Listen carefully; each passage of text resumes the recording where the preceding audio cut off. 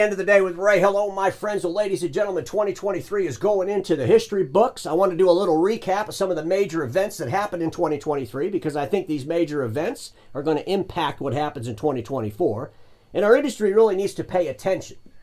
Pay attention to things that are impactful, even if they're painful to pay attention to. But ladies and gentlemen, the first thing I got to do today is I want to do a big shout out to my friends at Sharp. You'll notice we got a new look here in the studio, and that all came about because of the new 86-inch interactive board. The new Sharp 86-inch interactive board, what an amazing piece of technology. It's going to be exciting to use this new technology. But folks, you got to admit, that's a pretty damn big screen. But you know what, folks? You know what means so much to me? In 2023, we had a record year of sponsorships. And when I say sponsorships, I'm talking about those individual sponsors. Those sales reps from all over the world, service technicians from all over the world. Industry players that appreciate the end of the day with Ray and go on my website and pay $50 for an annual sponsorship. And folks, it's just, I'm so honored and humbled by this. You can't even imagine. When people that you don't even know are supporting what you're doing into the marketplace. I want to thank the reseller sponsors, the corporate sponsors, and folks, 2023 was a great year for the End of the Day with Ray platform. You're all telling me that the platform's needed. You're all telling me that you appreciate the work that I put in to bring you the realities of the marketplace. I'll continue to do that. I'm not going to make any changes. I'm not going to tone down the way I deliver content, because I realize that more of the industry's actors appreciate what I do than those in the industry that are trying to boycott me, okay? I think they need to get over that concept. But I do want to thank all of my sponsors and supporters. Ladies and gentlemen, we also broke another milestone I'm super proud of and excited. 2,000 subscribers on the YouTube channel. This is super exciting to me when you think about the old guy in the basement, as some of y'all call me, in a vertical marketplace with 2,000 subscribers. Views on YouTube, 450 as an average per day. Ladies and gentlemen, that's fantastic.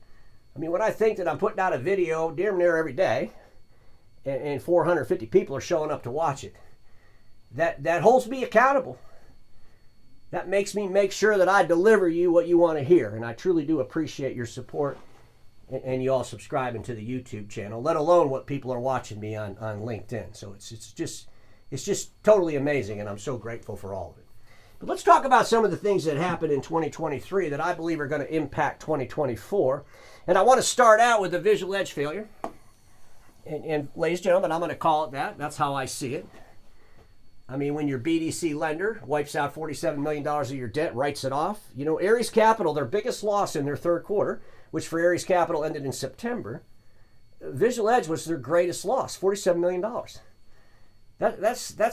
You can't shove that under the rug and try to hide it, even though most of our industry is trying to do just that. But we need to pay attention to this because the financial community is.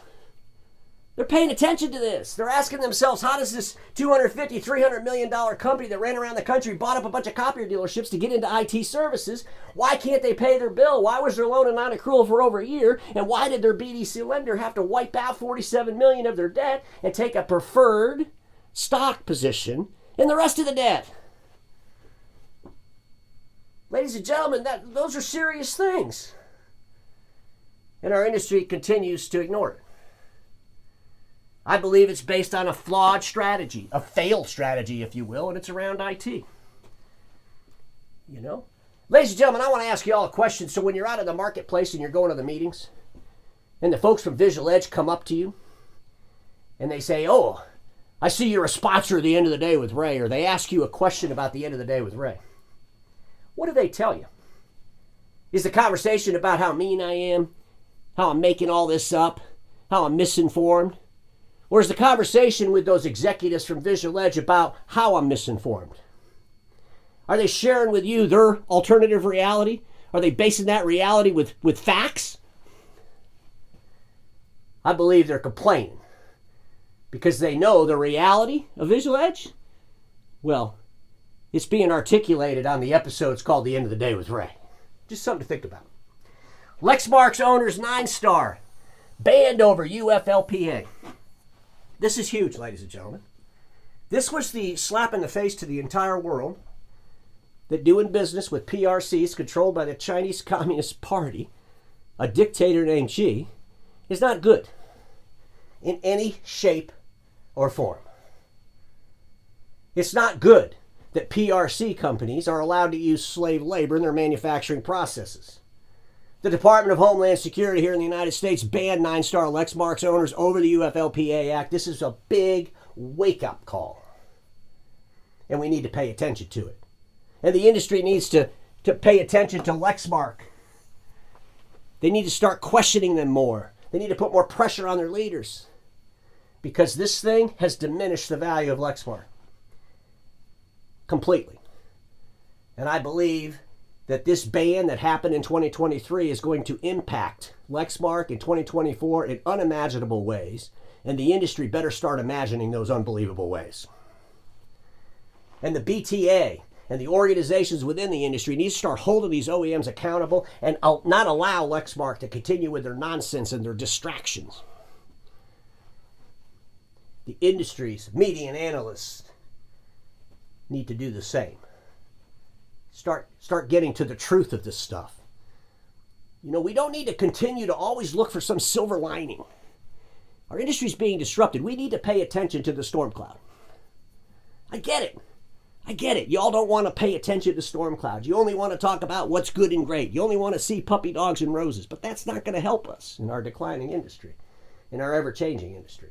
We can't just pile opportunities on failed processes.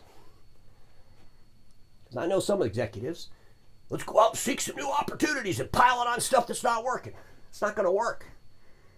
This was a big deal with geopolitics.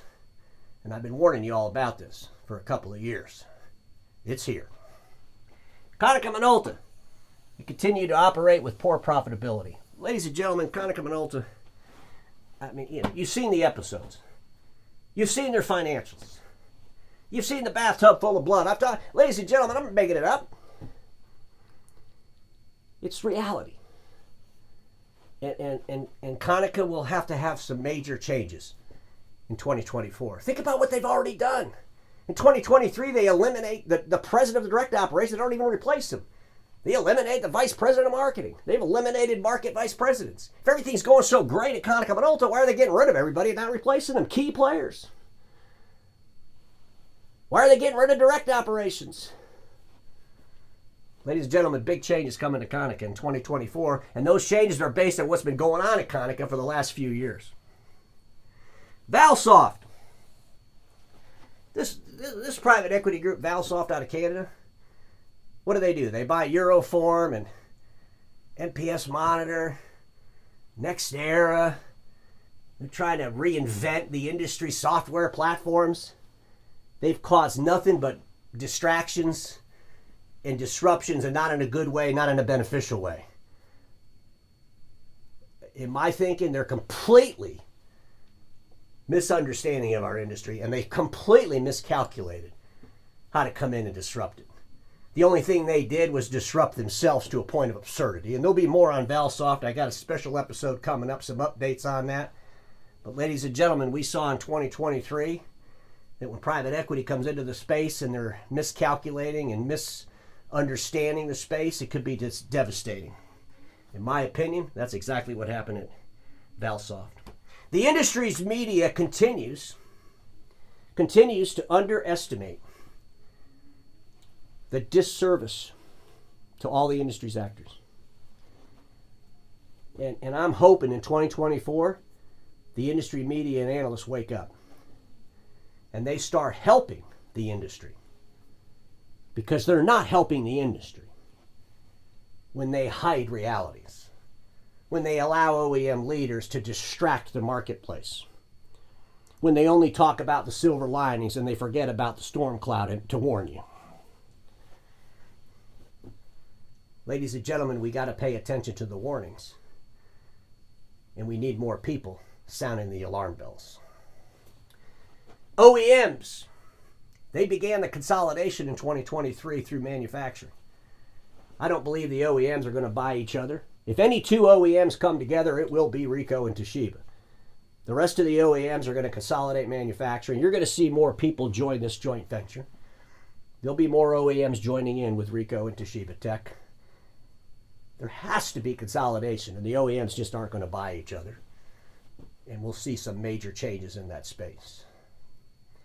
But ladies and gentlemen, we can't go into 2024 if we're delusional about the past. We have to be optimistic about the future, I get it. We have to be excited about the future, I get it. But at the end of the day, that excitement and that optimism can't be based in delusion. It has to be based in facts. It has to be based in reality. And the realities for 2024, a lot of those realities were born in 2023. A lot of those realities for 2024 were born prior to 2023. But they came home to roost in 2023. And in 2024, there's going to be a whole lot more disruptions. And we need to imagine those disruptions. We need to prepare for those, because everybody watching me knows this. Status quo is the killer of all that will be invented. Don't get stuck in status quo, and Happy New Year to all of you, and I'll see you in 2024.